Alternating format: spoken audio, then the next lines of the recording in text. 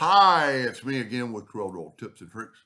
Somebody's trying to do this with one of my squiggles.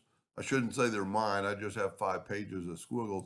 And I'll put my email address at the bottom of the deal if you'd like them, because I have 5 pages of squiggles.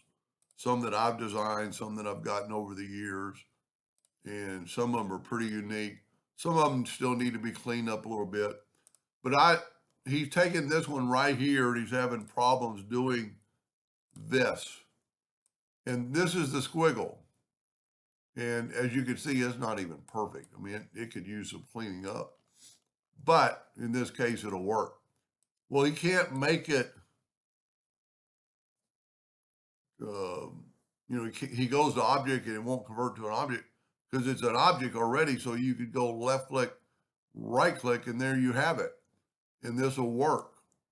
So now let's just do it from scratch, and I'll show you a couple of things that he could do or you can do. Let me take I'm going to take an ellipse and hit P, Control D, and make a duplicate while holding down the shift key, and it'll help it grow from the inside. Then I'm going to take a 2-point line. I'm going to hit P, and I'm going to rotate it like 10.09 degrees. And then I'm going to Control D, and I'm going to mirror it. Now I'm going to take my Smart Fill tool, and I'm going to fill that in. And then I'm going to left click, right click. And I'm going to take my object. I'm going to make it a little bit bigger. Let me zoom in here. Take my object, and I'm going to go to Effects and Envelope and pick this right here from the form. And the good thing is it doesn't change it very much. But I think his problem is, then I'm going to Control Shift to select both those and go EC and put it in there. And then I can nudge this back over. And even at 10.5 degrees, it's not quite touching. Well, we can fix that. It's pretty even, but we want it running over. So I'm going to hold down the Shift key with the two-sided arrow, and I'm just going to go past that line. It's pretty much in the center. So then I'm going to take my Alt key, and I'm going to select all these, and I'm going to hit Delete. And then I'm going to Control D to duplicate that. I'm going to Alternate C to have it rotate, and I'm going to rotate at 20 degrees. But before I go any further, see, I'm actually too far, but that'll be pretty cool instead of just touching. So I'm going to Control D, Alternate C, 40 degrees. So you could do less of that, making it bigger.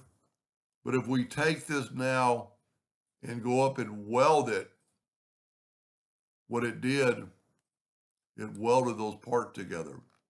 So it actually looks pretty cool. Now let's fill it with yellow, take away the outline, and get our black box.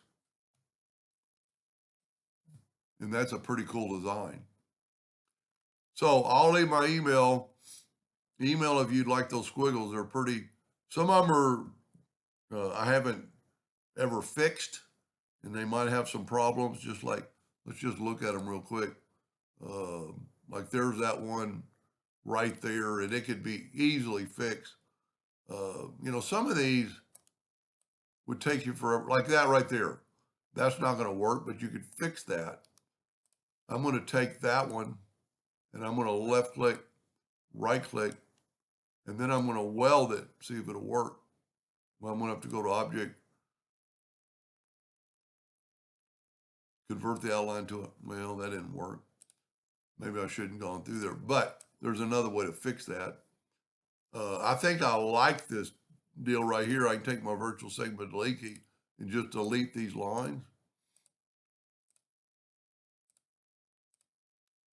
And see, then it'll be all one side of a piece. Now, this won't be a solid piece, but you could take your Smart Fill tool and fill that in. Wow, it's going to have more than, tell you what, let's nudge that over. Not quite sure why I have purple. Nudge all these pieces over.